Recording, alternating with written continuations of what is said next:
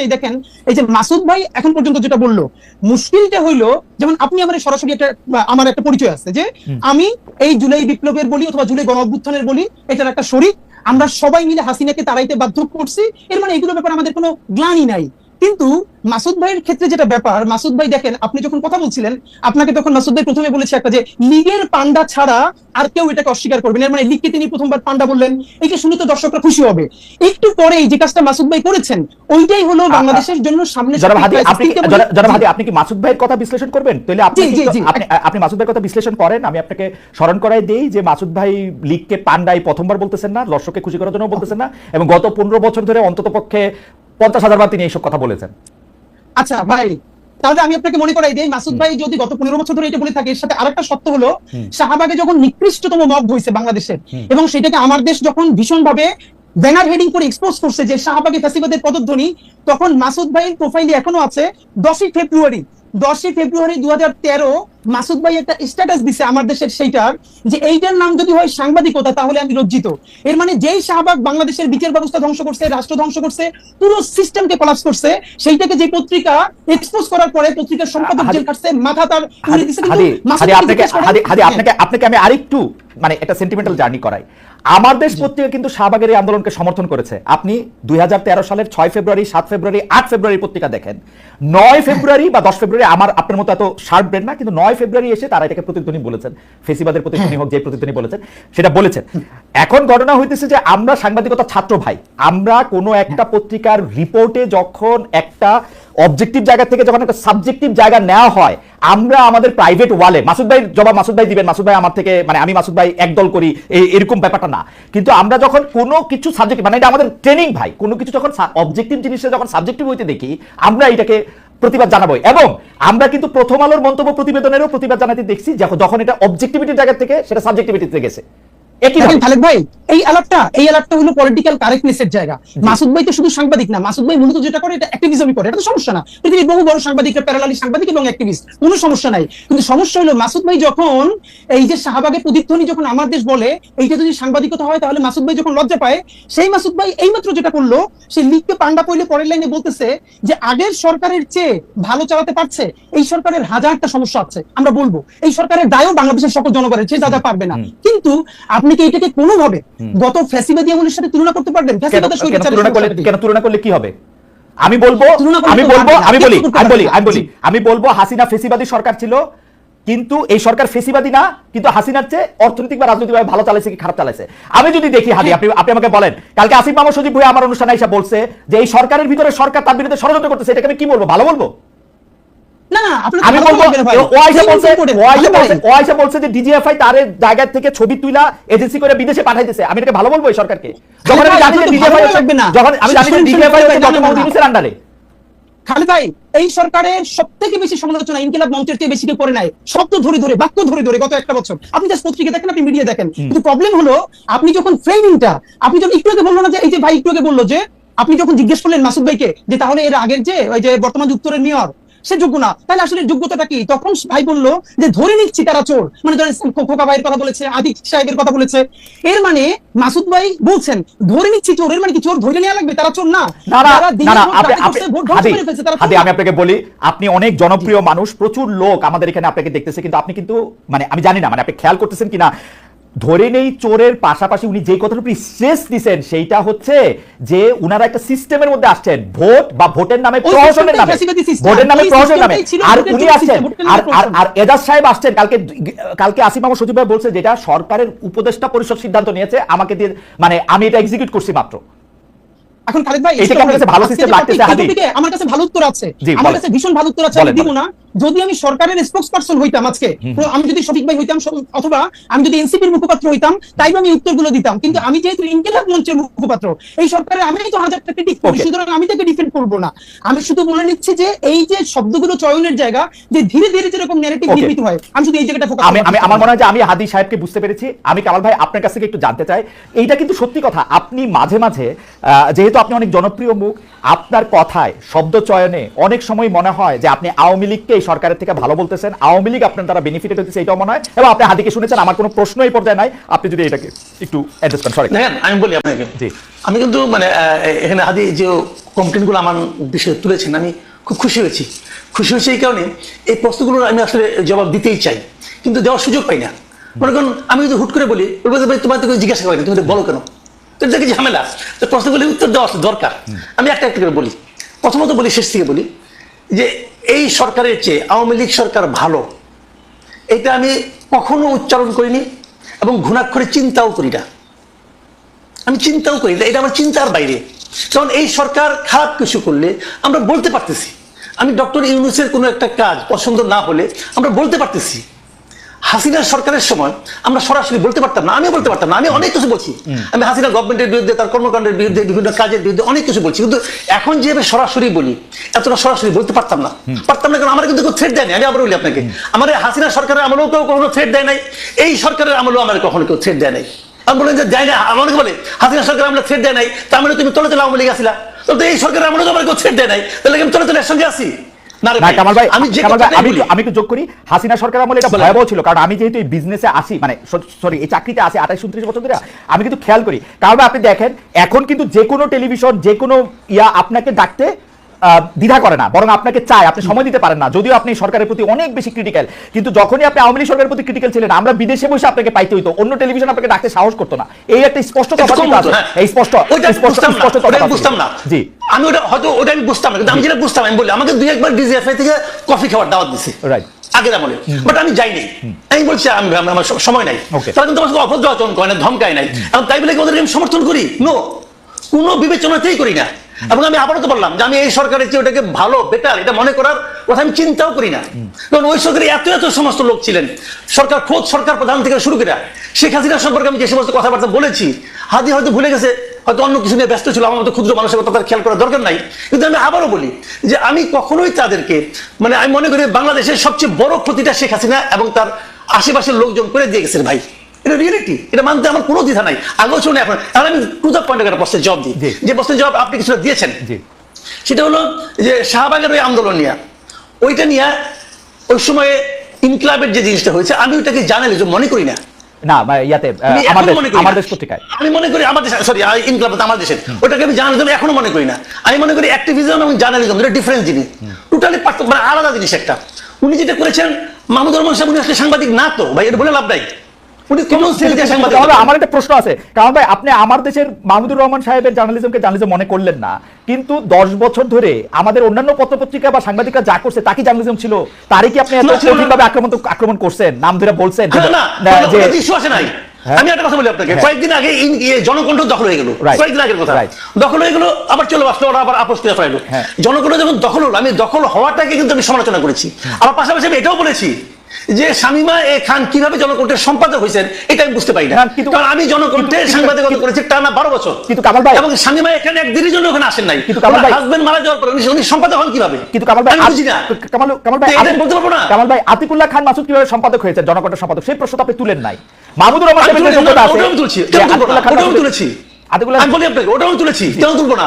ওইটা আমি বলি, ওটা আমার একটা লেখা আছে ভাই, আমি রিপোর্টার্স ভয়েস যেটা আছে, সেই ডিআরইউ ম্যাগাজিন বের হয়, ওখানে আমি স্পষ্ট করে লিখেছি যে উনি কিভাবে সম্পাদক হলেন, মালিক হিসেবে সম্পাদক হলেন, সবাই তারা মাইনে নিছে, তখন আমি জুনিয়র রিপোর্টার, আমি মাইনে নিছি, বলেছি আমি ওখানে, এটা কেন বলবো না?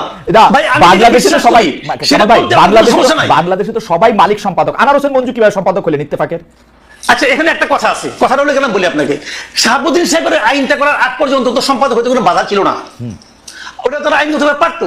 পরবর্তীতে আইনটা অন্যরকম কঠিন হয়েছে, সেই কঠিনে এখন কি হয়, এখন সাংবাদিক হতে হলে ওনারা একটা বাইপাস করে একটা মানে সার্টিফিকেট ম্যানেজ করে কোনো একটা আন্ডারগ্রাউন্ড পত্রিকা থেকে, যে এই পত্রিকা উনি এত বছর ধরে সাংবাদিকতা করতেছেন, অতএব উনি সম্পাদক হতে পারবেন, এটা ম্যানেজ করে নেয় তারা সবাই, এবং আমার ধারণা তারা এইভাবেই সম্পাদক হয়েছেন। তবে আমি যেটা বলছিলাম যে তখন ওই মূল পয়েন্ট আসে, তাহলে আবার পরে আবার জবাব দেওয়ার সময় পাবো না, পরে প্রশ্ন উঠবেও না। এটা হলো আমার দেশের ওই হেডলাইন, ওই নিউজটা আমি পড়েছি ভাই, ওইটাতে যেটা ছিল দ্যাট ওয়াজ নট জার্নালিজম, কথা পরিষ্কার। ওই উনি যে প্রেডিক্ট করেছেন, উনি যেভাবে লিখেছেন, ওটা ছিল অ্যাক্টিভিজম, এবং ওই activism maybe right, maybe not right, অন্য হিসাব, ওই আলোচনা আমি যাচ্ছি না, কিন্তু ওটা জার্নালিজম না। আমি সেটাই বলেছি যে এটা যদি সাংবাদিকতা হয় তাহলে ভাই আমার অবজারভেশন এটা, আমি কিন্তু আমার ওখান থেকে, কামাল ভাই, সাংবাদিকতা তো পৃথিবীতে বহু রকম, আপনি একরকম সাংবাদিক, আমি দুজন ক্লাসেই পড়ছি যেটা বহু রকম আছে, আপনি এটা সাংবাদিকতা না এটা কেমনে বলবেন মাসুদ ভাই? না, আমি এখনো যেটা, অনেক সাংবাদিকতার ধরন আছে, অনেক সাংবাদিকতার স্কুল আছে, এক এক স্কুলিং এক এক রকম, কোনো সমস্যা নাই। আমি তো আমার স্কুলিংটা নিয়ে বলবো, আমি যেভাবে শিখেছি, আমি যেভাবে ভেবেছি, আমার ভাবনার সঙ্গে যায় না, অত আমি বলছি না। কিন্তু কামাল ভাই, আপনি যদি এই আপনার লিটমাস পেপারে ঘষেন, তাহলে আমেরিকার অর্ধেক টেলিভিশন বাদ করে যাবে, অর্ধেক নিউজ পেপার বাদ করে যাবে, লন্ডনের অর্ধেক নিউজ পেপার বাদ করে যাবে, ভারতে তো টিকবেই অল্প কটা। আমি এমনকি আমি ভারতের সবচেয়ে জনপ্রিয় পত্রিকা বাংলায় আনন্দবাজার, ওটাকে আমি সাংবাদিকতা মনে করি না। কারণ আমি মনে করি ওদিকে আমার নিজস্ব মতামত আমি কি আমার ফেসবুকে দিতে পারবো না? ওকে ওকে, আপনি কি আরেকটু বলবেন? আবার একটু হাদির কাছে যাইতাম। হাদির, আপনি কি আরেকটু বলবেন, বা নাকি আপনি এখন একটু জনাব হাদির কাছে যাই? জনাব হাদি, আপনি তো বলবেনই, কিন্তু আমি আপনার কথা একটু উদ্ধৃত করি। আমি আপনাকে অনেক লক্ষ্য করি, আপনার বক্তব্যের মধ্যে অনেক ডিরেক্টনেস থাকে। আমি আপনাকে একটু কোট করি হাদি। আপনি বলছেন যে যাদের অ্যান্ড্রয়েড ফোন কেনার সামর্থ্য ছিল না, তাদের হাতে এখন আইফোন। এটা কাদের উদ্দেশ্যে দিয়েছেন? মানে এটা কি, মানে এই বক্তব্যকে এনসিপির কারো গায়ে লাগতে পারে? মানে প্রায় একই সময় জনাব মাহফুজ আলমও একটা স্ট্যাটাস দিয়েছিলেন, পরে যেটা আবার তিনি কারেক্ট করেছেন যে কেউ যখন মানে তিনি ইঙ্গিত করেছিলেন নতুন একটি রাজনৈতিক দল যদি দেখে যে এর মধ্যে অনেকেই দুর্নীতির সাথে জড়িত, একজন যদি না করে, তাহলে এইটা কি আপনি একটু বলবেন? এই আর্থিক অভিযোগ, আন্দোলনের বিভিন্ন ধরনের সমন্বয়ক বা সদস্যদের বিরুদ্ধে অনেক আর্থিক অভিযোগ যে রয়েছে, সেটা সম্পর্কে আপনার অবজারভেশনটা একটু আপনি বলবেন, যেহেতু ইনকিলাব মঞ্চ বলছি ভাই, বলছি হ্যাঁ, শিওর শিওর। এই বাংলাদেশের জুলাই আহত যোদ্ধা, যাদের একদম অনেকের চোখ নাই, হাত নাই, দেখলেই বুঝতে চায় সারা দেশ থেকে ওনারা এসেছিলেন। তো স্বাভাবিকভাবে এখানে অনেকে আমন্ত্রিত ছিলেন সব রাজনৈতিক দল থেকে, কিন্তু এখানে বক্তৃতার স্পিরিটটা ছিল যে বিএনপি বলি, জামাত ইসলামী বলি, অপরাপর অন্যান্য দল বলি, তাদের ব্যাপারে যে বিভিন্ন অভিযোগ, এই অভিযোগগুলো মানুষ মানে নতুন না বলেই মানুষ একটা গণ অভ্যুত্থানের মুখদেরকে পছন্দ করেছে। এখন ধরেন বাংলাদেশের সমস্যাটা হলো গণ অভ্যুত্থানের একমাত্র মুখ মনে করা হয় এনসিপি কে। না রে ভাই, এনসিপি ছাড়াও যারা এনসিপি তে যোগ দেয় না, এরকম আরো অনেকগুলো স্টেক হোল্ডার আছে যারা পলিটিক্স করতেছে না, সরাসরি পার্টিতে জয়েন করে না, কিন্তু গণ অভ্যুত্থানের বিশাল শক্তি। তো আমরা যেটা স্পষ্ট করে বলি যে যেই ছেলেটা, যেই মেয়েটা আন্দোলনের প্রধান মুখ ছিল বা ছোট করেও ছিল, তাদের যদি ছোট নৈতিক পদস্খলন ঘটে, এটা আমাদের রক্তক্ষরণ হয়। এর কারণ হলে মানে কি, আমরা এটা বলেছি বিএনপি চাঁদাবাজি করতে পারবে, জামাত করতে পারবে, অন্যরা করলে সমস্যা নাই, তোমরা করলে সমস্যা না। এটা আমরা স্পেসিফিকলি শুধু এনসিপিকেও বলি নাই, আমরা বলেছি যে মুখগুলোর দিকে তাকিয়ে বাংলাদেশে, ভাই আমি এখন আপনার সাথে যেখানে শো করছি, এই সামনের রাস্তায় আমি 8 বাচ্চার জানাজা পড়েছি, এই জুলাইয়ের সময় 8 বাচ্চার জানাজা পড়েছি।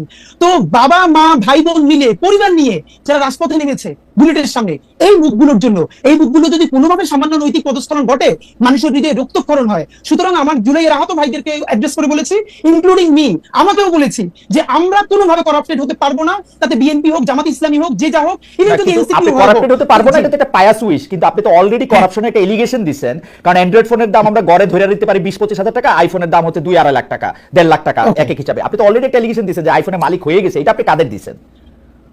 আচ্ছা, এইটা হলো আমি স্পষ্ট, প্রথমত মিডিয়ার ক্ষেত্রে হলো খালেক ভাইয়ের কাজ হলো তিনি এইটার ভিন্ন ইনভেস্টিগেশন করবেন। কিন্তু আমি আমাদের কিছু ছোট ভাইদেরকে দেখি যে যারা নতুন বাইক চালায়, টি শার্টটা দামি, অথবা হাতে একটা, তো আমাকে অনেকে ফোন করে বলছে, ভাই আইফোন কিনলেই তো সবাই নতুন কিনে না, পুরনো কেনা যায়, 30-40 হাজার টাকা পুরনো কেনা যায়। ভালো, আমি জানলাম, কিন্তু ফ্যাক্ট হলো মিডিয়ার কাজ হলো এইটা যে যারা কেউ গণ অভ্যুত্থানের স্পিরিটকে বিক্রি করে দিয়ে যদি কেউ এই আর্থিকভাবে লাভবান হয়, তাদের বিরুদ্ধে মিডিয়া ধরবে, বাংলাদেশের মানুষের জনগণ ধরবে, আমরা যেরকম ধরতেছি, এই স্পিরিটটাই তো আমরা চাই। কিন্তু ভাই আমি আপনাদের একটু রেসপন্স করতে চাই। ভাই যেখানে কয়েকটা কথা বললেন, এটা আমি পরে বলে যাবো। এক নম্বরে হলো ভাই যেটা বললেন যে মাহমুদুর রহমান সাংবাদিক না, আমি খালেদ ভাইয়ের কাছে বিনীতভাবে জানতে চাই, মাসুদ কামাল ভাইয়ের কাছে জানতে চাই, বাংলাদেশের যে সাংবাদিকতার নীতি নৈতিকতা আছে বা নীতিমালা নিশ্চয়ই আছে, পিআইবি আছে, প্রেস ক্লাব আছে, আর অন্যান্য যে মিডিয়া আছে, মানে প্রতিষ্ঠান আছে, এইখানে এক্স্যাক্টলি এই সাংবাদিক হয়ে ওঠার যে নিয়ম, এইখানে কি কি নীতিমালা আছে, যেই যে নীতিমালা মাহমুদুর রহমান ভায়োলেট করে আমার দেশের সম্পাদক হয়েছেন। নাম্বার 2, মাহমুদুর রহমান আমার দেশের সম্পাদক হওয়ার বহুদিন আগে থেকে বিবিসি বাংলার সাবেক বড় সাংবাদিক এবং বাংলাদেশের প্রতিযোগিতা সাংবাদিক আতাউস আমাদের মতো মানুষ, যিনি আমার দেশের দীর্ঘদিন উপদেষ্টা সম্পাদক ছিলেন, তার পাশে বসে বসে কাজ শিখেছেন। নাম্বার 3, আমার দেশ তিনি কোনোদিন দখল করেন নাই, তাকে সবাই মিলে আমার দেশ দিয়েছে যে প্লিজ আপনি চালান, পত্রিকাটা বন্ধ হয়ে গেছে। নাম্বার 4, খালেদ ভাই আপনাকে একটা বলা দরকার, মাসুদ ভাই যেটা বলেছেন যে এই কথাটা মিলে গেছে আওয়ামী লীগের অ্যাপিলেট ডিভিশনের বিচারপতিদের মতো। কিরকম? শফিক রেহমান বর্তমান যে অ্যাপিলেট ডিভিশন আগে ছিল, তাদের বিরুদ্ধে একদম স্পষ্ট একটা অভিযোগে কলাম লিখেছিলেন, আমার দেশ চেপেছিল। শফিক রেহমান এবং মাহমুদুর রহমানকে হাইকোর্ট নিয়ে ঘন্টার পর ঘন্টা দাঁড়িয়ে রেখেছে, বলেছে ট্রুথ ইজ নো ডিফেন্স। সেইটার পরে আমার দেশকে সম্পাদককে বলতেছে বাই চান্স এডিটর। এর মানে অ্যাপিলেট ডিভিশনের যে আওয়ামী লেসপেন্সাররা ছিল, তারা মাহমুদুর রহমানকে আমরা আসলে অনেকগুলি বিষয় আলোচনা করবো, আপনি এই বিষয়টা নিয়ে স্পেসিফিক কথা বলছেন, মাসুদ কামাল ভাই এটা একটু বলুক, এটা একটু বলি। আর আপনি যে এটা কথা বলতেছেন যে ট্রুথ, আমি ভাইকে সবাইকে বলতে চাই প্লিজ একটা কথা, একটা সেটা হচ্ছে, আরেকটা ব্যাপার হলো, হ্যাঁ ভাইয়ের যে এথিক্স মাসুদ কামাল ভাইয়ের মনে হইলো যে ওইটা অ্যাক্টিভিজম হয়েছে, সাংবাদিকতা হয় নাই। তো আমার পরবর্তীতে কথা হলো এরপর যে শাহবাগে রাষ্ট্রদ্রোহিত হইলো, দিনের পরে দিন তারা পতাকা উড়াইতেছে, সরকারি অফিস বন্ধ রাখতেছে, নিকৃষ্টতম মব করতেছে। ঠিক মাসুদ কামাল ভাইয়ের টাইমলাইনে পুরো শাহবাগের মব সন্ত্রাসের সময় কয়দিন তিনি সেইটার সমালোচনা করছেন। মাত্র 50 জন লোক ছিল, আমি সামনে সাক্ষী, সেইটার 500 লোক পত্রিকা দেখাইছে। তো সেইটা কি সমালোচনা করছে? কামাল ভাই, এটা আপনি একটু যদি অ্যাড্রেস করেন, একটু সংক্ষেপে যদি আপনি অ্যাড্রেস করেন। দুইটা প্রশ্ন, এক হচ্ছে মাহমুদুর রহমান সাহেব কোন নীতিমালা ভঙ্গ করেছেন, সেটা একটা সম্পাদক হতে গিয়ে যে আপনি সাংবাদিক মনে করছেন, আর দুই হচ্ছে যে আপনি শাহবাগ যেটা মব সন্ত্রাস বলছেন সেইটার ক্ষেত্রে আপনি কি বলেছেন। মানে বিষয়টা হলো কি, উনি একজন সিনিয়র মানুষ, উনি আগে সরকারের আমলে মানে বিএনপি গভর্নমেন্টের আমলে উপদেষ্টাও ছিলেন, কিন্তু জ্বালানি বিষয়ে উপদেষ্টা ছিলেন। হ্যাঁ, আমি তখন আমার দেশে ছিলাম, আমি তো আমার দেশে চাকরি করছি ভাই। আমার দেশের শুরুটা তো হচ্ছে আমাদের হাত দিয়ে, যারা আমাদের শুরু করেছে তাদের মধ্যে আমি একজন। আমার দেশে আমি 3 বছরের উপরে চাকরি করেছি। আমি চলে যাওয়ার পর এখানে জামাতের কিছু মালিকানা ঢুকলো এবং তারপর আমার দেশে মাহমুদুর রহমান সাহেব আসতেন। আতস সামাদ স্যার উনি আমার টিচার, এবং ওনার সঙ্গে বসে আমিও কাজ করেছি, কাজে এটা নিয়ে কোনো আপত্তি নাই। বাট একটা জিনিস হলো কি, আমার দেশের সম্পাদক হওয়ার আগ পর্যন্ত আমি জানতাম না যে মাহমুদুর রহমান সাহেব সাংবাদিকতা করেছেন। আমি জানতাম উনি সরকারের উপদেষ্টা ছিলেন, আমি জানতাম উনি মুন্নু সিরামিক্সের সঙ্গে চাকরি করতেন, আমি জানতাম এগুলো। শাইনপুকুর সিরামিক্সের সিইও ছিলেন উনি। সরি, মুন্নু সিরামিক্স না, শাইনপুকুর ছিলেন, মুন্নু ছিলেন। মুন্নু সিরামিক্সের তো মালিকের মেয়ের জামাই। মুন্নু থেকে উনি শাইনপুকুরে আসছেন। শাইনপুকুর সিরামিক্সটা উনার হাত দিয়ে করা। সালমান রহমানের প্রতিষ্ঠান। জি, সালমান রহমান। হ্যাঁ, উনি সালমান রহমানের প্রতিষ্ঠানে ছিলেন, চাকরি করতেন। তো তারপরে সরকারের উপদেষ্টা হয়েছিলেন। তো এর মধ্যে উনি সাংবাদিকতা কবে করেছিলেন আমি জানি না ভাই, হাদি জানতে পারে। আর আতস সামাদ যার পাশাপাশি, আতস সামাদের পাশাপাশি আমরা কাজ করেছি, আতস সামাদের আমি ক্লাসও করেছি ভাই, বিভিন্ন রকম, যাক সেটা অন্য হিসাব। তো হতে পারে, তারপরেও হতে পারে, মালিক হলে অনেকে হয়ে যায়, তো সেটা হতে পারে, মানতে পারে, অনেকে মানতেও পারে। বাট আমার কাছে ওনাকে আমি এইভাবেই মূল্যায়ন করি। আমি মনে করি উনি পেশাদার সাংবাদিক ছিলেন না আগে কোনোদিন, পেশাদার সাংবাদিক নয়, একবারে সম্পাদক হয়েছেন। বাট এটা আমার পছন্দ না, আমি কি করবো ভাই? আচ্ছা, এটা গেল একটা। আপনি অন্য অন্যায়ের বিরুদ্ধে প্রতিবাদ করেছেন কিনা? শাহবাগে একটা রাষ্ট্রদ্রোহিতা হয়েছে, সেটার বিরুদ্ধে প্রতিবাদ করেছেন কিনা? আপনার ফেসবুক স্ট্যাটাস দিয়েছেন। মানে রাষ্ট্রদ্রোহিতাটা কখন? মানে ওই সময় যেটা হয়েছিল ওইটা, যখন হচ্ছে আইন চেঞ্জ করে আবার একটা ফাঁসির।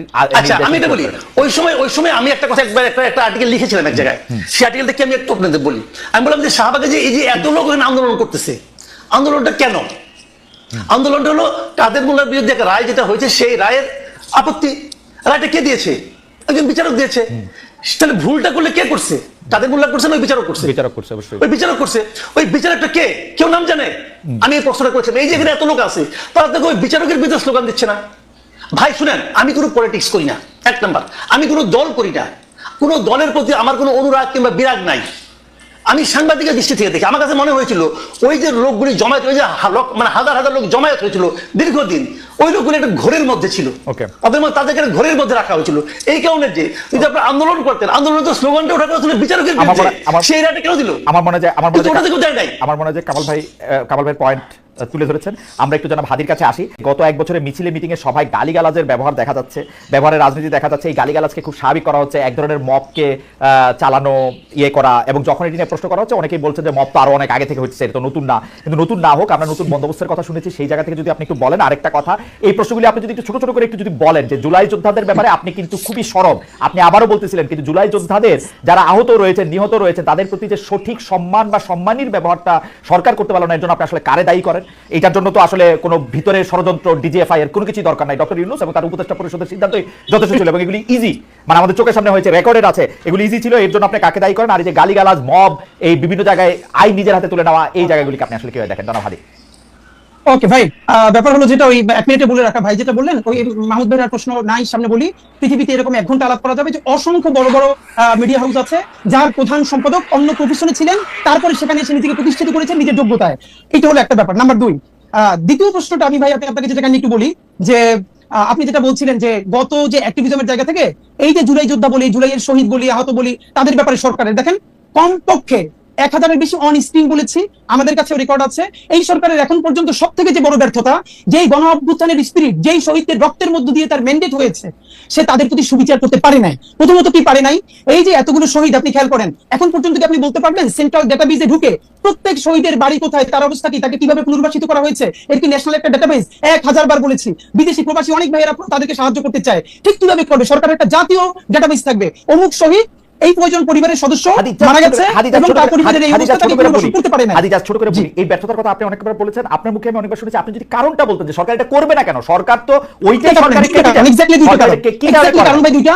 হ্যাঁ, নাম্বার 1, এই উপদেষ্টাদের মধ্যে একমাত্র 2-3 জন ছাড়া আর কোন উপদেষ্টা নাই যারা হাসিনার ফ্যাসিবাদী আমলে ভীষণভাবে নির্যাতিত হয়েছে। এই উপদেষ্টাদের মধ্যে এমন কোন উপদেষ্টা নাই যে এই জুলাইয়ে তার সন্তান হারাইছে বা নিজের চোখ হারাইছে। একমাত্র প্রফেসর ইউনূস 10 তলা হাসিনা বাবাইছে তারে, এই কয়েকটা কষ্টকর আছে। আদিলুর রহমান শুক্র ভাই জেল খেটেছেন। এছাড়াও একজনের বিরুদ্ধে ভিন্ন ভিন্ন বন্যা আপা, রেজনা চৌধুরী আপা, ওনার হাজবেন্ডকে গুম করা হয়েছিল। এছাড়া বিভিন্ন এম্বাসি থেকে, বিভিন্ন পলিটিক্যাল স্টেক থেকে, যেভাবে হোক, এটা তো আমাদের কালেক্টিভ ব্যর্থতা। আমরা বিপ্লবী জুলাইতে চোখের সামনে একটা ছেলে মারা গেছে, চোখের সামনে একটা ছেলে চোখে গুলি খায় বেডে কাটাইতেছে, এইটাতে সরকারের পক্ষ থেকে টাকা বা অন্য ব্যবস্থা নেওয়ার জন্য আমাকে নির্যাতিত হইতে হবে কেন? আমি তো সাধারণ মানুষ হিসাবে, সন্তান আহত হইলে, হ্যাঁ সন্তান আহত, সাধারণ মানুষ হিসেবেই তার পাশে গিয়ে দাঁড়াবো। মানে এটা তো কোনো যুক্তি, মানে এটা তো এই তো আপনি দাঁড়াবেন ভাই। এখন আমি আপনার একটা পরামর্শ দিয়ে রাখি খালিদ ভাই, আমি আপনার একটা পরামর্শ দিয়ে রাখি। আপনার যদি সম্ভব হয় আপনি স্বাস্থ্য উপদেষ্টার সাথে একদিন একটা শো করেন। আমরা হাজারবার বলেছি স্বাস্থ্য উপদেষ্টা উনি ভদ্রমহিলা, লোক ভালো, উনি নিজে অসুস্থ, ওনার ডায়াবেটিসের ইনিয়া লাগে 2 ঘন্টা পর পর, উনি কিভাবে যাবেন? না এটা স্বাস্থ্য উপদেষ্টা, জনাব হাদি আমার একটা কৌতূহল আছে, স্বাস্থ্য উপদেষ্টা বলে তো কিছু এক্সিস্ট করে না। স্বাস্থ্য উপদেষ্টা হচ্ছে ডক্টর মোহাম্মদ ইউনূস। না নাই তো, আপনার স্বাস্থ্য উপদেষ্টার ভিতরে 100টা কথা বলেন, ডক্টর মোহাম্মদ ইউনূসের বিরুদ্ধে কথা বলেন না কেন? কারণটা কি? কেন বলি নাই শুনেন, কেন বলি না? ডক্টর ইউনূসের বিরুদ্ধে ফাইনালি এই জন্য বলি না যে ডক্টর ইউনূস হলেন, এখন দেখেন দুইটা ক্যারেক্টার। এই ডক্টর ইউনূস পলিটিক্যাল পার্টি খুলেছিলেন, একদম 100% কেই করছে। কিন্তু এই জুলাইয়ের পরে উনি যখন জুলাইয়ের জবানে, শহীদ পরিবারের জবানে কথা বলতে শুরু করলেন, তখন মানুষ ওনাকে বিশ্বাস করতে শুরু করলো। এখন পর্যন্ত খালেদ ভাই, আমরা যেহেতু অ্যাক্টিভিজম করি, রাস্তায় প্রচুর থাকি, আমরা বিভিন্ন শ্রেণী পেশার মানুষের সাথে কথা বলবার চেষ্টা করি, তাদের এখন পর্যন্ত অনেকের মূল্যায়ন এটা। এই ইন্টারিং এর অনেক সমস্যা আছে, কিন্তু এখন পর্যন্ত তারা ইউনূসকে ট্রাস্ট করতে চায়, ঠিক ওই কারণে যে তিনি জুলাইয়ের জন্য কিছু করতে চান। কেন একদম আওয়ামী বয়ান হইলো। আমি যখন আওয়ামী মন্ত্রীদের চাইপা ধরতাম, ওরা বলতো যে হ্যাঁ আমরা খারাপ, খালি হাসিনা ভালো। একই সিম্পটম তোরে ভাই। মজার ব্যাপার বলি খালিদ ভাই, এইটা যদি আওয়ামী বয়ান হয় তাইলে ইউনূসের কেউ গাইলেইনে সে গুম হয়ে যাওয়ার কথা। আপনি আর মাসুদ ভাই মিলা একটা মাইক নিয়ে এখন ডক্টর ইউনূস এখানে গাইলেন, দেখেন আপনারা কেউ গুম করে কিনা। না হাসিনা বলে আমরা এগুলি বলছি, আমি আপনাদের বলি হাসিনা বলে আমরা এগুলি হাসিনা নিয়ে বলছি। আমি আপনাদের ঘটনাটা বলি। আমি ছোট হোক বড় হোক, আমি বলি ছোট হোক বড় হোক, আমি প্রতিষ্ঠান চালাইছি। আমি যেটা চাবো সেইটাই হবে প্রতিষ্ঠানে। ডক্টর মোহাম্মদ ইউনূস যদি চাইতো জুলাই যোদ্ধারা সবার আগে হচ্ছে সবকিছু জুলাই যোদ্ধাদের ঠিক হবে, ওইটাই হইতো। খালিদ ভাই, এইটা আপনি কোন প্রতিষ্ঠানের কথা বলছেন জানেন? যে প্রতিষ্ঠানটা ফাংশনাল 17 বছর বয়সে যেই দেশটা ভাঙা হয়েছে, সেইটা সারতে তো মিনিমাম আপনার কতদিন লাগবে? তো এইখানে কোন প্রতিষ্ঠান এখন আমাদের সমস্যাটা কি জানেন? আমাদের সমস্যা হলো আমরা এই মোবাইলে কথা বললে মানুষ মনে করবে আমরা সরকারের পক্ষেই কথা বলতেছি, কিন্তু বলতেছেন তো সরকারের পক্ষে না। আপনারা কেন জানি খালি ডক্টর মোহাম্মদ ইউনূস একদম হাসিনা সিম্পটম, খালি হাসিনা ভালো সবাই খারাপ। আপনি জানেন আমি দায়িত্ব লয়ে করছি প্রধানমন্ত্রী কার্যালয়, সেই সময়কার প্রধানমন্ত্রী কার্যালয় খুশি হইতো মন্ত্রীদের বিরুদ্ধে দুর্নীতি রিপোর্ট হলে। আমি আপনার দুইটা বলি, আমি আপনার বলি, আপনার মনে আছে কিনা, আপনার মনে করাই দিয়ে আপনি শেখ হাসিনারে প্রশ্ন করতেছিলেন গণভবনের একটা সংবাদ, আপনি শুধু বলছিলেন যে মাননীয় প্রধানমন্ত্রী আমরা স্বাধীনভাবে করতে পারবো কিনা, সেই মিডিয়া কাজ করতে পারবে কিনা। তারপর আপনাকে 15 সালে আপনাকে সে যেভাবে উত্তর দিছে, খালেদ মহিউদ্দিনের যে চরিত্র যেরকম ছাইনাইকে ধরা, আপনি এইটা ইউনূসকে পারবেন, ইউনূসের সবাই না ইউনূসকে পারা যায় না। আমি বলি হাসিনাকেও পারা যায় না, ইউনূসকে পারা যায় না। আমি বলি হাসিনাকেও পারা যায় না, ইউনূসকে পারা যায় না। আমি বলি প্রধানমন্ত্রী সংবাদ সম্মেলনে এই প্রশ্ন আমি ওইবারই প্রথমবার করি নাই, টিভি অনেকবার গেছে, তারও আগে আমি করছি। কিন্তু প্রধানমন্ত্রীর প্রশ্নটা করার পরে প্রধানমন্ত্রী যেভাবে আমাকে উত্তর দিছে, সেই সময়কার প্রধানমন্ত্রী, তারপর থেকে আমার কোনো সম্পূর্ণ প্রশ্ন করার উত্তর জায়গা ছিল না। দেয়ার ওয়াজ আ সংবাদ সম্মেলন ফর 30 আদার পিপল। ঠিক আছে, ডক্টর মোহাম্মদ ইউনূস এই সেপ্টেম্বরে আমার কথা শেষ করতে দেন। এই সেপ্টেম্বরে কিন্তু উনি এখানে আসছে জাতিসংঘের মধ্যে নিয়ে, উনি সবারই দাওয়াত দিছে আমার ছাড়া। কিন্তু মজার ব্যাপার বলি, এইটা আপনার অবশ্যই পাবলিক, আজকে আপনি বললেন আমরা জানলাম, আমাদেরকে সরকারের তরফ থেকে এক জায়গা থেকে আমরা প্রশ্ন করছি খালেদ মহিউদ্দিনের মতো ক্যারেক্টার কেন বাংলাদেশে জুলাই গণঅভ্যুত্থানের পরে তাকে কাজে লাগানো হইলো না। আমাদেরকে বলা হয়েছে খালেদ মহিউদ্দিন ভাইকে 2বার সরকার থেকে, একবার বিটিভির দায়িত্ব নিয়ে আরো একটা বড় পদে বলছে, প্লিজ আপনি এই রাষ্ট্রকে গড়ে তুলতে সাহায্য করেন। খালেদ মহিউদ্দিন ভাই রেসপন্স করেন নাই। আমাদের করব না রে ভাই হাদি, আমি কোন সেক্রেটারিয়াল জব মিনিস্ট্রিয়াল জব করব না। তো আমি বাংলাদেশে সেক্রেটারিয়াল জব করব না। আমি বিটিভির দায়িত্ব নিতে আমাকে অফার করা হয়েছিল, আমি বলি বিটিভির দায়িত্ব নিতে আমাকে অফার করা হয়েছিল, আমি শর্ত দিছিলাম বিটিভির প্রোভাইসও ঠিক করেন, আমি তথ্য উপদেষ্টা বা তথ্যমন্ত্রীকে আমি এটা রিপোর্ট করব না। তারা এটাতে রাজি হয় নাই, তারা বলছে আপনি আইসা আস্তে আস্তে করেন। আমি আস্তে আস্তে করার মধ্যে আমি নাই। ফাইন, এটা আমরা জানলাম, কিন্তু খালেদ ভাই আপনার মানে আমরা ওই ভালোবাসার জায়গা থেকে বলি, আমরা তো প্রত্যাশা করছিলাম যে আপনি জার্মান থেকে যেরকম ইউএসএ গেলেন, আপনি জার্মান থেকে এই জুলাইয়ের পরে একবার কিন্তু বাংলাদেশ আপনার খালেদ ভাই দেখি নাই। আপনি আসলে হয়তো কি জানেন, আপনি অনেক মেকানিজমের সাথে কথা বললে, শহীদ পরিবারগুলোর সাথে কথা বললে, তাহলে আপনি আরো যেটা ফিল করতেন। আমি বলি আমার দিকে আলাপটা করলে কি মানে আলাপটা আমি আর আপনি আলাদা আলাপ করব না। আপনি খালি আমাকে এই কথা বলেন, আমি সরাসরি প্রশ্নটা করি। এটা আমি কামাল ভাইয়ের কাছ থেকে আসলে একটু জানতে চাইবো, কারণ আপনার কাছ থেকেই আমরা এগুলি সবচেয়ে বেশি শুনি। কারণ যারা আগে জুলাই নিয়ে কথা বলছে তাদের অনেকেই ছাড়ান দিছে, রিটায়ার্ড করছে, আপনি রিটায়ার্ড করেন নাই, আপনি মাঠে আছেন, আপনি কথা বলতেছেন। সেই জায়গা থেকে, সেই রেসপেক্ট থেকে আমি আপনার একটা ছোট্ট বিষয় জানতে চাইতেছি। মাত্র 1000 জন রে, যেখানে আমরা 8 লাখ কোটি টাকার বাজেট করি, মাত্র 1000 জন শহীদ, 1000 জন চরমভাবে আহত, এই 2000 জনকে ভরণ পোষণ করা, তাদের একটা খুশি করা, মানে আমি খুশি শব্দটা বলবো না, মানে তাদের খেয়াল করা, এটা তো এত বড় জটিল কাজ না। এটা কেন করা যেতেছে না? এটা ডক্টর মোহাম্মদ ইউনূসকে আপনি প্রথম কেন এর জন্য আপনি অভিযুক্ত করতেছেন না, এটা আমাকে একটু সারপ্রাইজ করতেছে। মানে আর কাউরে এখানে অভিযোগ করার দরকার নেই, আমি বুঝি না। খালেদ ভাই জি, এই একই আপনি যেটা বলছেন না, এই দাবিতে ইনকিলাব মঞ্চ একদিন অনশন করছে যমুনার সামনে, ঠিকানা আমার নিজে ব্রিফিং দিচ্ছে, তখন ঠিকানা থেকে গিয়ে বলছে ভাই খালেদ ভাই টিভি থেকে আসছি, এবং প্রধান উপদেষ্টাকে বলছি এই যে কালেকটিভ ব্যর্থতা, এই ব্যর্থতার ইমাম হলেন আপনি। মাত্র 1000 হোক 1500 হোক, যে শহীদ পরিবারের পুনর্বাসন করতে পারেন নাই, আহতদেরকে সর্বোচ্চ চিকিৎসার জন্য ডেটাবেস তৈরি করতে পারেন নাই, এর সমস্ত ব্যর্থতা এই সরকারের, আর এই সরকারের ইমাম হিসেবে সমস্ত ব্যর্থতা আপনার। আপনি কোন যত সুন্দর করে কথা বলেন এটা দিয়ে কাভারি হবে না। এই দাবিতে ইনকিলাব মঞ্চ সকাল থেকে সন্ধ্যা পর্যন্ত যমুনার সামনে অনশন করেছে, তারপরে তার একান্ত সচিব আইসা আমাদের কাছ থেকে স্মারকলিপি নিছে যে অতি দ্রুত তারা এটার ব্যাপারে ব্যবস্থা নিবে, এরপরও নেয় নাই। এখন কোন ভাষায় বললে, কেমনে হাত ধরলে, কেমনে পা ধরলে এই কাজটা হবে এটা আমরা জানি না। এবং ডক্টর ইউনূস যদি আমাদেরকে বলেন যে এইভাবে বললে উনি কাজটা করবেন, তাও আমরা করতে রাজি, কিন্তু উনি বলতেছেন না। আপনারা কি বলেন ওনারে? উনি তো আমার বাপের চেয়ে 20 বছর বয়স। এই গত প্রেস ব্রিফিং যেটা করেছি সেইখানে ওনারে যা বলছি আমার মনে হয় উনি সারা জীবন এটা শুনেন নাই। আমরা কি চাই?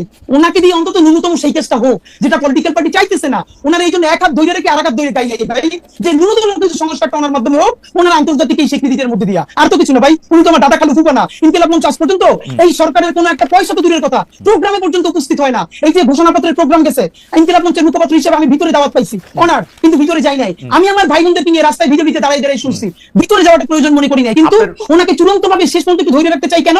এই জুলাইয়ের মধ্য দিয়ে কিছু সংস্কার হোক। কিন্তু আমার এই বিষয় কোনোদিন যাবে না। মানে এটা তো আপনাদের প্রাথমিক দাবি ছিল, প্রথম থেকে দাবি ছিল, এইটাও উনি কেন করতে পারলেন না? এটা কি উনার অনভিজ্ঞতা না? এটা কি? আমি এটা ঠিক আসলে বুঝি না। আমি কামাল ভাইয়ের কাছে একটু জানতে চাই যে কামাল ভাই, আপনার কাছে কি মনে হয় যেগুলি জিনিস আসলে উনার সবার আগে করার কথা, এগুলি তিনি কেন করেন নাই? কেন এই বিষয়গুলিকে জিয়ায় রাখছেন? উনি 10টা কমিটি করতে পারছেন, কি করছেন না করছেন এগুলি কেন করেন না? আর নির্বাচনটা নিয়ে আমি একটু প্রশ্নের মধ্যে আসতে চাই। অনেকগুলি বিষয় মানে কি বলবো, যে নির্বাচন নিয়ে এনসিপি সরাসরি বলতেছেন, এনসিপি নাসিরউদ্দিন পাটোয়ারি এটা বলছেন যে ফেব্রুয়ারি নির্বাচন ঠেকিয়ে দেওয়া হবে। নাহিদ ইসলাম 1-11 ভয় দেখেছেন। আপনি কি দেখছেন? এই প্রশ্নটা আমি জনাব হাদির কাছে করতে চাই, একজন দর্শকের কাছে। দর্শকের মতামত আমি একটু পড়তে চাই। আমি সাধারণত যেই দর্শকরা যে মতামতগুলো আমার পছন্দ হয় সেগুলো আমি পড়ি। ওনার নাম আরিফুল ইসলাম অফিসিয়াল। উনি বলছেন, খালেদ সাহেব, আপনার সাংবাদিকতার সাহসের উৎস কে ছিল তা জুলকারনাইন সায়ের তা পূর্বের এপিসোডে বলে দিয়েছিলেন। মানে উনি বোধহয় সালমান এফ রহমানের কথা বলতেছেন, সেটা নিয়ে আমি জুলকারনাইন সাহেবের সাথেও কথা বলছি। হাওয়েভার আমি একটু দর্শকদের একটু বলে দিতে চাই, সালমান এফ রহমান যখন প্রথমবারের মতো এমপি হয়েছে এরপর থেকে আমি ইন্ডিপেন্ডেন্ট টেলিভিশনে কাজ করি নাই, ফর ইউর ইনফো। যাই হোক, হাওয়েভার আমি একটু কামাল ভাইয়ের কাছে যেতে চাই। কামাল ভাই, এইটারে আপনি আসলে কিভাবে দেখেন? নির্বাচন কেমনে ঠেকানো, নির্বাচন আসলে হবে কিনা? আর আমি একটু কামাল ভাই একটু এটাও দেখেন, আমার কিন্তু এখন ডক্টর ইউনূসকে মানে উনার এই 1 বছর যদি আমি বিশ্লেষণ করি, 8 মাস আমার কাছে মনে হয়েছে যে উনি একদিকে অ্যালাইন হয়েছিলেন, এই 4 মাস আমার মনে হচ্ছে যে উনি পুরোপুরি বিএনপির পকেটে হয়ে গেছে। এইটাও আপনি একটু দেখেন, এটা আমার মনে হয়। আমি আমার মতো করে আমি একটু ছোট করেই বলি, আমরা সময় খুব কম। জি, আপনি সময় একটু বাড়াই দিব, আপনি বলেন। জি কামাল ভাই।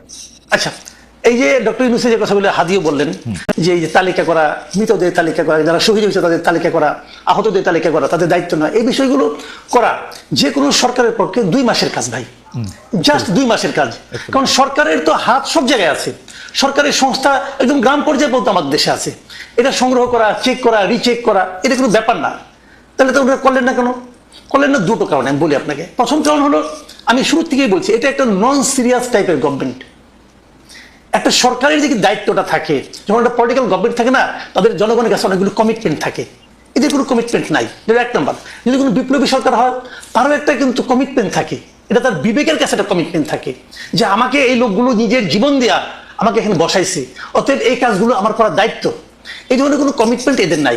আমি হাদিকে বলি, যেমন হাদির কথা বলি, হাদি তো রাজপথের অকুতোভয় সৈনিক ছিলেন, তখন হাদি মনে করেন হাদি তখন আন্দোলন করতেছে। আপনি হাদিকে যাই নিয়ে 3 তারিখে যে বলেন হাদি আন্দোলন ঠিকঠাক মতো করো, যদি তুমি জিততে পারো তাহলে কিন্তু আমি নূরজাহান বেগমকে স্বাস্থ্য উপদেষ্টা বানাবো। হাদি কি করতো ভাই? হাদি করতো, হাদির রিয়াকশনটা কি হতো আপনি বলেন? তো এখন এই তো হয়েছে, ও আন্দোলনে বিজয়ী হয়েছে, নূরজাহান বেগমকে উপদেষ্টা বানাইছেন। কে বানাইছে? ডক্টর ইউনূস বানাইছে। কেন বানাইছে? দেশের স্বাস্থ্য ব্যবস্থা উন্নত করার জন্য বানাইছে, নাকি এই ভদ্র মহিলাকে উনি এত বছর ধরে চিনে, ঠিক আছে বয়স্ক হয়ে গেছে, গৃহবধূ ঘরে থাকে, এখন নাতি নাতি নিয়ে থাকে, তার সঙ্গে পরিচয় আছে, আইনে বাসায় দিছে? এটা কি একটা সরকার প্রধানের দায়িত্ব? এটা কি একটা সরকার প্রধানের কাজ হতে পারে? পারে না। দেখেন, কামাল ভাই, একটা ছোট করে একটু জিনিস জানবো। ডক্টর ইউনূস যেহেতু কাউকেই চিনে না, নানা জায়গা থেকে নানা উপদেষ্টা আছে, উনার তো একটা নিজের লোক দরকার যে উপদেষ্টা পরিষদে কে কি বলে আমার কাছে এসে একটু বলবা। সকল ধরনের সিইওরা তো এরকম করে একটা লোক লাগায় রাখে ওই বোর্ড মিটিং এ কে কি বলে, ওরকম সমস্যাটা কথা আমি বলি, এটা লাগবে না। উনি কিন্তু চেষ্টা করেন তা না, উনি আসলে বাংলাদেশের মানুষকে চিনে না। This is the tragedy. উনি এই দেশের মানুষকে চেনে না, উনি এই দেশের মানুষের ক্যারেক্টার বুঝে না। এই দেশের মানুষ কত দ্রুত ভালোবাসতে পারে, কত বিপুল পরিমাণ ভালোবাসতে পারে এবং কত দ্রুত ত্যাগ করতে পারে, এই জিনিসটা ওনার জানা নাই। উনি আপনি হিসাব করে দেখেন না ভাই, পূর্ববর্তী 30 বছর 40 বছর উনি দেশে থাকছে কয়েছেন, বাইরে থাকছে কদিন, দেশের সাংবাদিকদের ইন্টারভিউ দিচ্ছে কদিন, বাইরের সাংবাদিকদের ইন্টারভিউ দিচ্ছে কদিন, দেখেন না ভাই, দেখলেই তো হয়। যে ওই প্রসঙ্গে আমি যাচ্ছি না, আমি মূল পয়েন্টে আসি। ওনার সমালোচনা করে আমার কোনো লাভ নাই, যা পাইছি তাই তো পাইছি। আমার কথাটা হলো কি যে আপনার এই যে তালিকাটা দেখেন, এটা ছিল সবচেয়ে ফরজ কাজ। এটা নিয়ে কিন্তু ছাত্ররা বলছে, এদের চিকিৎসা নিয়ে ছাত্ররা বলছে। এবং অগাস্ট মাসে আমার যতদূর মনে পড়ে, অগাস্টের 16 কি 17 তারিখের দিকে আমি একটা টক শোতে ছিলাম, সেখানে হাসনাত আব্দুল্লাহ ছিল। ও স্টেট বলছে এদের চিকিৎসা হচ্ছে না কেন, সে স্বাস্থ্য উপদেষ্টাকে দায়ী করছে। ওরা কিন্তু বলেছে, এই স্টুডেন্টরা সবাই বলতেছে উনি পাত্তা দিচ্ছে না। স্টুডেন্টদের হয়েছে কি বিপদটা কোথায়, এদের বিপদটা হয়েছে তারা সরাসরি স্টুডেন্ট এই কিছু বলতে পারছে না, কারণ এরা চোখে আনছে, বলতে পারছে না। তো কিন্তু কাজটা তো হচ্ছে না। এই যাবৎকালে শহীদদের তালিকা নিয়ে আমি বলি আপনাকে, আমি আগে বলছি আমি কিন্তু কোনো দল করি না, শহীদদের তালিকা নিয়ে সবচেয়ে বড় কাজটা কে করছে জানেন? জামাতে ইসলামী করছে। জামাতে ইসলামীকে তালিকা করছে এবং সেই তালিকাতে সেই ওরা 10টা খণ্ডের বই করছে, 10 খণ্ডের বই। সেখানে তারা দেখাইছে যে কে মারা গেছে, কবে মারা গেছে, তার আইডি কার্ড সহ, তার ফ্যামিলির বিবরণ সহ, ফ্যামিলিতে কে কে আছে না আছে ডিটেইল আছে। এই কাজটা জামাত করছে, আর কেউ করে নাই। তো জামাত একটা পলিটিক্যাল পার্টি যদি করতে পারে, গভর্নমেন্ট পারলো না কেন? জামাত চেয়েছে তাই করেছে, সরকার চায় নাই তাই করে নাই। ওকে, দিস ইজ দ্য পয়েন্ট, আর কিছু না। আমি তো দায়িত্ব নিয়ে বলছি, এই সরকারের উপদেষ্টা পরিষদে যত লোক আছে এর মধ্যে শতকরা 80% লোকের এই আন্দোলনের সঙ্গে, এই গণ অভ্যুত্থানের সঙ্গে শারীরিক, মানসিক, আর্থিক, বুদ্ধিভিত্তিক কোন ধরনের সংশ্লিষ্টতা ছিল না। তারা শুধু তাদেরকে ব্যবহারই করছে। এবং আমার কাছে মনে হয় অনেকটা এনজিও সিস্টেমের মতো, এনজিওর কাজ হচ্ছে প্রবলেম জিয়ায় রাখা, তারা এরকম একটা কিছু করতে চাইছে বলেও আমার কাছে মনে হচ্ছে এনজিওর মতো।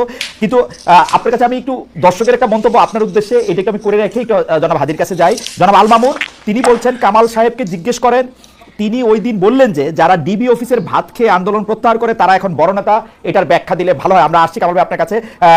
আমি একটু জনাব হাদি আপনার কাছে একটু প্রশ্ন করে, যে আপনি প্রায় দাবি করছেন যে গণহত্যার বিচারের আগে কোনো নির্বাচন না, বিচার দ্রুত করার দাবিও তুলছেন, কিন্তু বিচারের ক্ষেত্রে তো টেকনিক্যালি সরকারের হাত থাকার কথা না।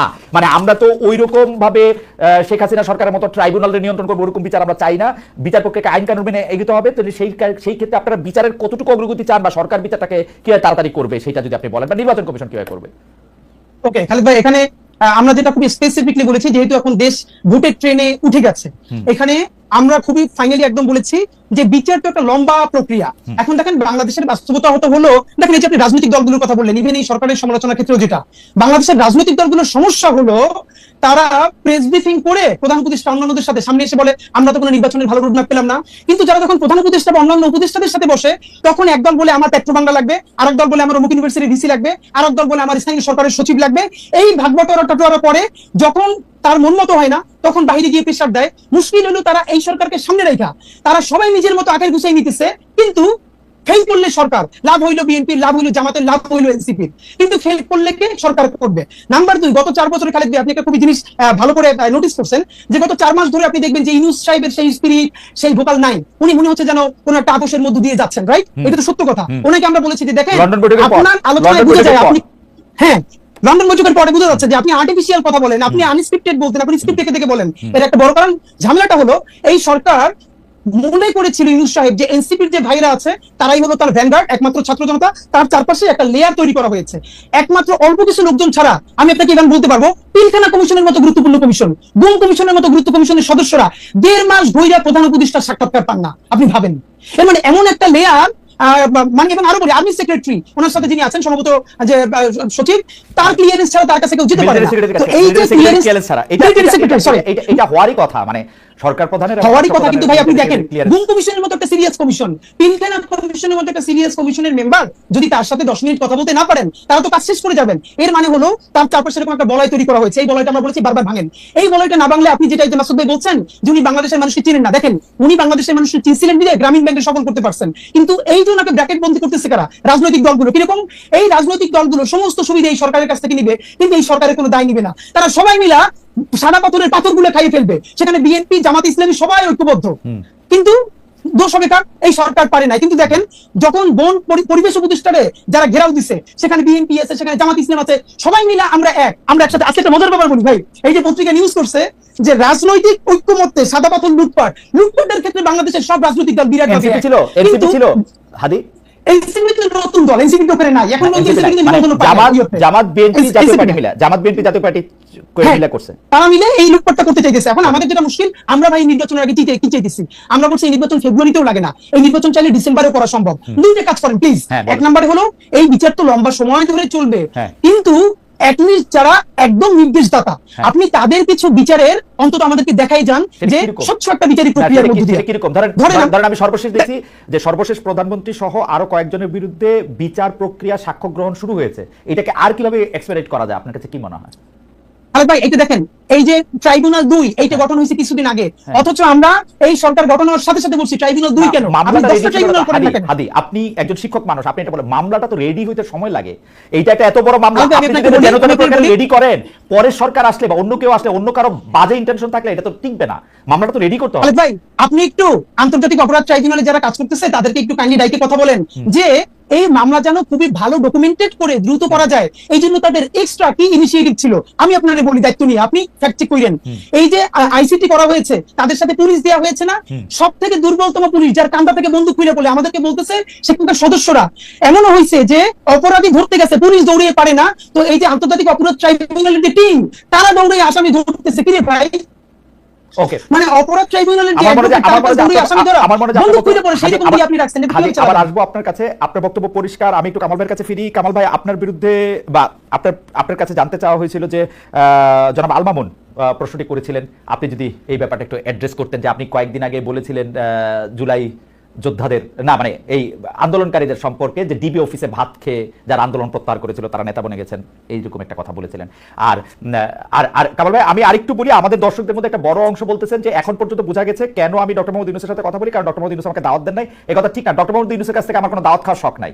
ডক্টর মোহাম্মদ ইউনূস আমাকে মানে উনার দাওয়াত আমি ভাই বড় লোক বড় দাওয়াতের দরকার নেই। আমি বলছি উনি আমাকে সাক্ষাৎকারটার জন্য আমি অনেক চেষ্টা করছিলাম, উনি আমাকে বাদে সবাইকে সাক্ষাৎকার দিয়ে বেড়াচ্ছে এই প্রধান উপদেষ্টা হওয়ার পরে। দাওয়াতের আমার দরকার নাই ভাই, দাওয়াত শব্দটা আমি ভুল কইছি। ডক্টর মোহাম্মদ ইউনূস ওই হাদিরে, কামাল ভাইরে এদেরকে দাওয়াত দেন, আরো লোকদের দাওয়াত দেন, আমার দাওয়াত না দিলেও চলবে, আম গুড। কামাল ভাই আপনি যদি একটু বলতেন যে এই আপনি বলছেন যে যারা ডিবি অফিসে খাওয়া দাওয়া করে নেতা বনে গেছে, এইটার ব্যাখ্যা চাইছেন আপনার কাছে। কামাল ভাইকে আমরা শুনতে পাচ্ছি না কোনো কারণে, কামাল ভাই কি মানে কামাল ভাই বলছেন কিন্তু শুনতে পাচ্ছি না। জি কামাল ভাই, আপনি কি শুনতে পাচ্ছেন? এবার পাচ্ছি কামাল ভাই, এবার পাচ্ছি। আচ্ছা, আমি আপনাকে বলি, ওটা একটা প্রসঙ্গক্রমে এসেছিল। প্রসঙ্গটা আমি বলি, একটা হঠাৎ করে বলে না অনেক কিছু বোঝা যায় না। আমার প্রসঙ্গটা ছিল এখানে যে একটা প্রশ্ন উঠেছিল আমার কাছে, যে আমি কিন্তু একদম শুরু থেকেই বলে আসছিলাম যে এই সরকারে দুজন ছাত্র উপদেষ্টা নেওয়াটা ছিল এই সরকারের জন্য একটা বড় ব্লান্ডার। এই কথাটা আমি বলেছিলাম। কেন বলেছিলাম সেটা ব্যাখ্যা করতে যাই বলেছিলাম যে এই ছাত্রদের কিন্তু যাদেরকে নিয়েছিলেন তাদের প্রজ্ঞা, তাদের মেধা, তাদের যোগ্যতা নিয়ে কিন্তু আমি কোনো প্রশ্ন করি নাই এই কারণে তাদের তো আমি টেস্ট করি নাই। কিভাবে আমি বলবো এটা, কাজে ওইটা আমি বলি নাই। আমি বলেছিলাম ওদেরকে নেওয়ার মাধ্যমে পুরো দেশের যে ঐক্যবদ্ধ ছাত্র যারা ছিল, ছাত্র শক্তি যেটা যুব শক্তি, সেই শক্তিটাকে ভেঙে দেওয়া হয়েছিল। অনেকের মধ্যে প্রশ্ন জেগেছিল যে উনি যদি হয় তাহলে আমি নই কেন, আমি উনার চেয়ে কিসে কম, অথবা উনি কোন বিবেচনায়। এই প্রশ্নটা অনেক ইয়াংদের মধ্যে আমি শুনেছি। কেন শুনেছি সেটা আমি বলি। কিভাবে শুনেছিল? এভাবে যে আমি ওই দিনই ওই 8 তারিখে একটা টেলিভিশনে ছিলাম, যখন ওইখানে ওই ঘোষণা করা হচ্ছিল নামগুলো, তখন ওইটাকে মূল্যায়ন করার জন্য বলা হয়েছিল। তখন আমার সঙ্গে ওখানে ইন্ডিপেন্ডেন্ট ইউনিভার্সিটি, সম্ভবত একটা প্রাইভেট ইউনিভার্সিটি, একজন স্টুডেন্ট ছিল, সমন্বয় ছিল। ওই ভদ্রলোক তখন মাথার মধ্যে কাটা ছিল, এখানে একটা প্লাস্টার লাগানো ছিল মাথার মধ্যে, সে আমার সঙ্গে ছিল। এবং সেখানে তার সঙ্গে আলাপ করতে করে দেখলাম সে খুবই আনহ্যাপি। সে বলতেছে যে ঢাকা ইউনিভার্সিটি থেকে দুজনকে নেওয়া হলো উপদেষ্টা হিসাবে, তা আমরা আমাদের এই ত্যাগের কি মূল্যায়ন হলো? দেখেন ওরা কিন্তু তাৎক্ষণিক মূল্যায়ন খুঁজতেছে। এটা তো মূল্যায়ন খোঁজার ব্যাপার ছিল না, ব্যাপারটা ছিল স্টুডেন্টরা থাকবে প্রেশার গ্রুপ হিসাবে। যদি এমন হতো যে একটা স্টুডেন্টদের সবগুলি সমন্বয় করে একটা প্রেশার গ্রুপ করতো, তারা সরকারের সঙ্গে প্রতি 15 দিন পর বসতো, বসে বলতো জনগণ এটা চায়, আপনি এটা করতে পারছেন না, তারা প্রেশার দিত, সেটা ওদের গভর্নমেন্টের জন্য ভালো। আমি তখন বলেছিলাম যে এই যে দুজনকে নেওয়া হয়েছে কোন বিবেচনায়, এরা তো মানে এক নম্বর কথা, তারা ঢাকা ইউনিভার্সিটির যে ইউনিভার্সিটির একজনও নিহত হয় না, যদি আমি ওইভাবে ধরি। প্রাইভেট ইউনিভার্সিটিগুলো তারা তো অনেক ভূমিকা রেখেছে। এবং তারও চেয়ে বড় কথা যে আপনার ওরা কিন্তু আপনার ওখানে মুচুলাকে দিয়ে চলে আসছিল ভাতের হোটেল থেকে, যে তারা আন্দোলন প্রত্যাহার করলো, তারপর আন্দোলনটা আবার নতুন করে জায়গায় তুললো কে? এই প্রাইভেট ইউনিভার্সিটিগুলো। তো প্রাইভেট ইউনিভার্সিটি কি মূল্যায়ন আপনারা করেন নাই তো। আমি কিন্তু এভাবে টু দা পয়েন্ট, মানে এদেরকে অবমূল্যায়ন করার জন্য বলছি না, আমি বলছি যে এদেরকে নেওয়াটা পুরো জিনিসটাকে মানুষের মধ্যে, ইয়াংদের মধ্যে যে একটা প্রশ্ন সৃষ্টি করেছিল, সেই কথা বলতে যে এটাই বলেছি। এবং আমি ঠিক মনে করি, অনেকে বলেছে যে প্রেসার দিয়ে করানো হয়েছে, আমি ওকে, এর আগে তো বিএনপির অনেক লোককে ভাতের হোটেলে নেওয়া হয়েছে, কেউ তো মুচলেখা দিয়ে আসে নাই। আপনার মুচলেখা দিয়ে আন্দোলন প্রত্যাহার করছিলেন কেন? তারপরে যদি প্রাইভেট ইউনিভার্সিটিগুলো আন্দোলনটাকে আরো বেগবান না করতো, তাহলে কিন্তু আপনার কাছে কি মনে হয় না যে একটা 25 থেকে 30-এর ব্যান্ডের কিছু তরুণদেরকে যদি ওই রকম ভাবে যেভাবে যৌথ রিমান্ড করে, আমরা কিন্তু শুনেছি যে একবার ডিজেফ এর কাছে, একবার ডিবির কাছে, তারা কোথায় আছে জানা না, তাদেরকে চোখ বাঁধা হয়েছে, এইসব ক্ষেত্রে তো অনেকেই আসলে মুচলেখা দিবে, সেখানে মুচলেখা দেওয়াটাকে আপনি এত বড় করে কেন দেখতেছেন? বা ভাতের হোটেলে ভাত খাওয়া, ডেরিভেটিভ রিমার্ক কেন? আমি বললাম তো, এই হারুনের হোটেলে এর আগে অনেক লোক ভাত খেয়েছে, অনেক লোক ভাত খেয়েছে। এখন ওনারা যদি বয়সজনিত কারণে অন্যদের মতো শক্ত দৃঢ় না হতে পারেন, তাহলে ওনারা এখন এই বয়সজনিত আমরা কিন্তু কামাল ভাই 111 এর সময়ের কথা আপনার নিশ্চয়ই মনে থাকবে। সেই সময় 111 না কি 11, এটা 111, আমি হারুনের হোটেলের কথা বলছি যে না 111 এর সময় আপনি নিশ্চয়ই মনে থাকবে যে আগের কথা বলতেন 111 এ অনেকে অনেক কিছু বলছে, ওগুলো আমাদের সব মনে আছে। ওবায়দুল কাদের কি বলছে, আব্দুল জলিল কি বলছে, ওগুলো সবই আমরা দেখছি। সাইফুর রহমান কি বলেছেন, সবই আমরা দেখছি, ওগুলো ভিডিও আমরা দেখেছি। বাট সেটা তো অন্য হিসাব। কিন্তু এখানে তো, এবং ওখানে কেউ কোনো মুচলেখা দিয়ে আসে নাই, এখানে তো তারা আন্দোলন প্রত্যাহার ঘোষণা দিয়েছিল। আচ্ছা ঠিক আছে, আমরা একটু জনাব হাদির কাছে আসি এই বিষয়ে। জনাব হাদির কাছে যাওয়ার আগে আমি দুই একটা বিষয়, আমাদের অনেক দর্শক আজকে এঙ্গেজ হয়েছেন। কামাল ভাই, আপনার অনুমতি নিয়ে একটু বেশি সময় যদি আমাদের সঙ্গে থাকেন। হাদি, আপনি যদি একটু বেশি সময় থাকেন, কারণ অনেক দর্শক আমাদের সঙ্গে আছে, একটু যদি থাকেন। একজন প্রশ্ন করেছেন জুলাই আন্দোলনে খালেদ মহিউদ্দিন আপনার অবদান কি? আমার কোনো অবদান নাই জুলাই আন্দোলনে, আমি সাংবাদিক মানুষ, আন্দোলনে অবদান আমার নাই। 2 নাম্বার হচ্ছে যে তারেক সাহেবের ইন্টারভিউ কেন নেন নাই? তারেক সাহেবের ইন্টারভিউ নিতে গত 5 বছর ধরে আমি ক্রমাগত চেষ্টা করে যাচ্ছি, তারেক সাহেব আমাকে ইন্টারভিউ দিচ্ছে না। শেখ হাসিনার ইন্টারভিউ নেওয়ার জন্য আমি গত 8-9 বছর অনেকবার চেষ্টা করেছি। একবার ডয়েচে ভেলে থেকে বিশেষ অ্যাসাইনমেন্টে উনি জেনেভায় এসেছিলেন, জেনেভায় তার হোটেলের নিচে দাঁড়িয়েছিলেন, উনি পুলিশ দিয়ে আমাকে, মানে সুইস পুলিশ দিয়ে আমাকে সেই জায়গা ত্যাগ করতে বাধ্য করেছেন। এমনকি সজীব ওয়াজেদ জয়, আমি ডয়েচে ভেলেতে থাকা অবস্থায় আমার আরেক কলিগ ইন্টারভিউ দিয়েছেন, আমাকে ইন্টারভিউ দেন নাই। ডক্টর মোহাম্মদ ইউনূস যতদিন আসলে সরকারের প্রধানের ক্ষমতায় ছিলেন না, তখন আমাকে ইন্টারভিউ দিয়েছেন, প্রথম ইন্টারভিউটা, এখন দেন নাই। সেটাই হচ্ছে কথা। আমি জনাব হাদি আপনার কাছে আসি। জনাব হাদি, যেই নির্বাচন কখন হবে সেই প্রসঙ্গের মধ্যে থেকে, এবং জনাব মাসুদ কামাল ভাই এনসিপির কথাও একটু বলতেছিলেন যে যারা নেতা হয়েছেন সেখানে, আমাদের অনেকে আপনাকে এই প্রশ্ন করেছেন, আমাদের গবেষক দলে একটি আপনাকে প্রশ্ন করেছেন যে 5 আগস্ট ডক্টর ইউনূস জুলাই ঘোষণাপত্র পাওয়ার পরে এনসিপি বা বাংলাদেশ গণতান্ত্রিক ছাত্র সংসদ এবং এমনকি আপনাদের মধ্যে এক ধরনের মনোমালিন্য, ঘরের মধ্যে মশারি, কেউ কেউ বলতেছেন দলের মধ্যে দল, আপনারা আলাদা হচ্ছেন নাকি আপনারা এক হচ্ছেন, সেরকম অনেক কথা বলছেন। আপনি ব্যাপারটাকে আসলে কি হয় দেখেন? প্রশ্নের মধ্যে আরো প্রশ্ন করেছেন, শুধু আপনাকে দর্শকরা এই প্রশ্নটাও করেছেন যে আপনি এনসিপিতে যান নাই কেন? আপনি নাগরিক কমিটিতে থাকলেন, এনসিপি যখন হইলো তখন আপনি গেলেন না কেন? আচ্ছা, এটা আমি বলতেছি, এটা আমি ফেসবুকে অনেক আগে ক্লিয়ার করছি, তারপর আমি আপনাকে একটু বলি। যেহেতু প্রশ্নটা আসেন, আমি ভাবছি আপনি হয়তো প্রশ্নটা পড়বেন, তা আমি একটু আপনার মাধ্যমে মাসুদ ভাইকে একটু কাইন্ডলি প্রশ্ন করে রাখতে চাই। আমি পুরোটা দেখি নাই, বাট যেহেতু ইউটিউবে প্রচুর ছড়াচ্ছে, থাম্বনেল দেখে দেখেছি যে মাসুদ ভাই বলেছেন যে আসলে আওয়ামী লীগ ছাড়া এই নির্বাচন ইনক্লুসিভ হবে না। এটা আমার সর্বশেষ প্রশ্ন, কামাল ভাইয়ের জন্য এটা সর্বশেষ প্রশ্ন। কামাল ভাই এটা মনে করেন কিনা?